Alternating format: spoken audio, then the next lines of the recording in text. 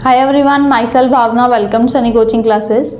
अगर आप अपनी 10th कर रहे हैं या फिर 10th कर चुके हैं और आप पंजाब एग्रीकल्चर यूनिवर्सिटी से बीएससी ऑनर्स एग्रीकल्चर का कोर्स करना चाहते हैं तो आपके पास एक बेस्ट ऑप्शन जो है वो है PAU AAT, Punjab agriculture university का एग्रीकल्चर एप्टीट्यूड टेस्ट है।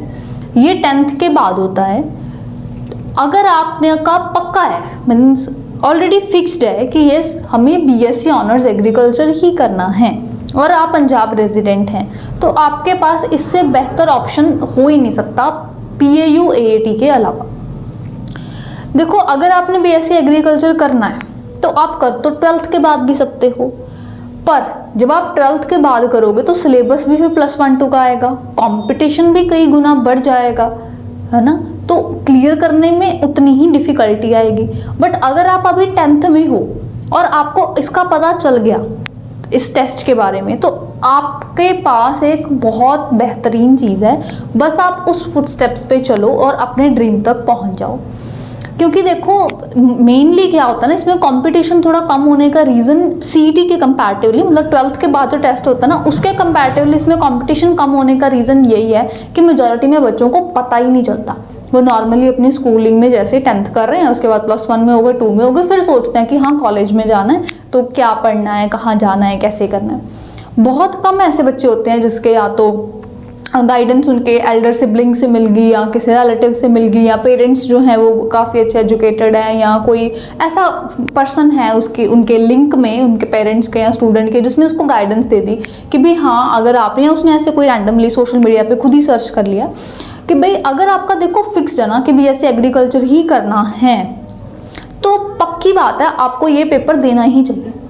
बहुत अच्छी चीज़ है, इसका बेनिफिट्स बहुत हैं। पहला बेनिफिट ये है कि आपको 12th के बाद कोई एंट्रेंस नहीं देना पड़ेगा। अगर आप अभी इसे क्वालिफाई कर लेते हैं तो सीधे 6 साल का जो कोर्स है वो आपका हो जाएगा। 2+4 ईयर का ये कोर्स है।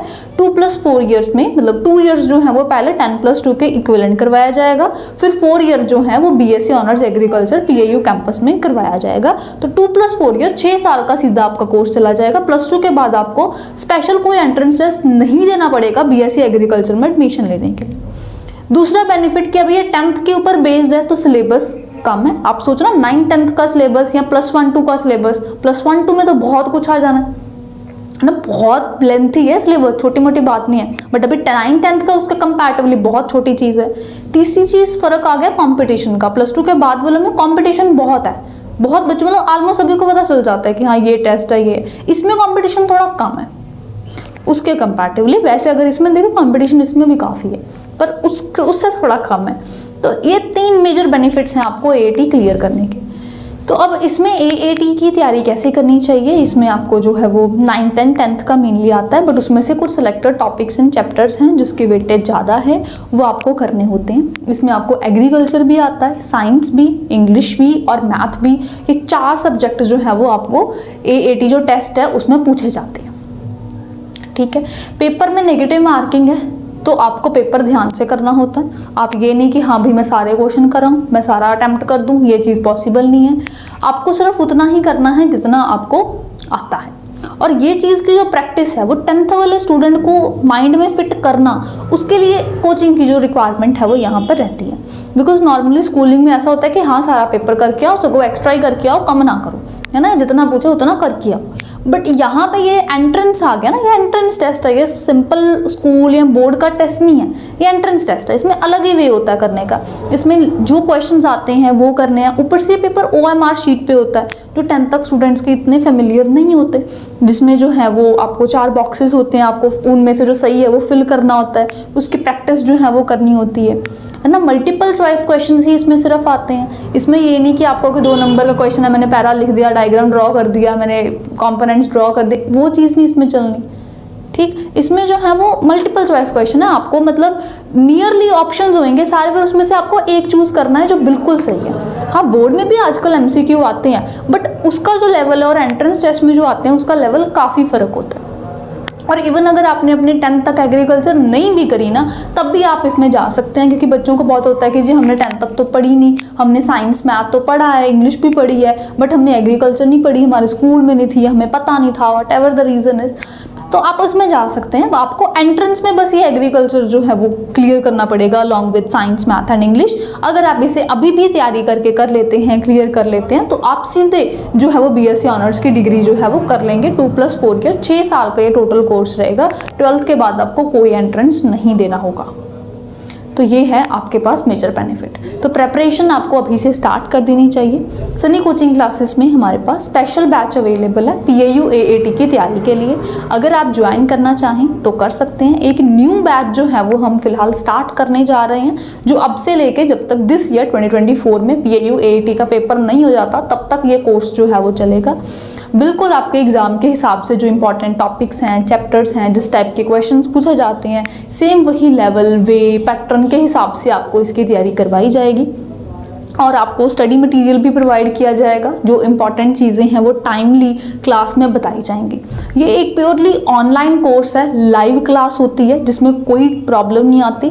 आपको कोई भी प्रॉब्लम है, आपको कोई डाउट है, आप अपने टीचर से पूछ पाओगे। आपको साथ के साथ अपनी लाइव क्लास होती है, मतलब ये नहीं कि रिकॉर्डिंग आप सिर्फ सुनी जा रहे हो, टीचर बोल रहे हैं, आप सुन रहे हो, आपको कोई चीज़ पूछनी है तो आप पूछ सकते हो, टीचर भी फिर रिप्लाई करेंगे।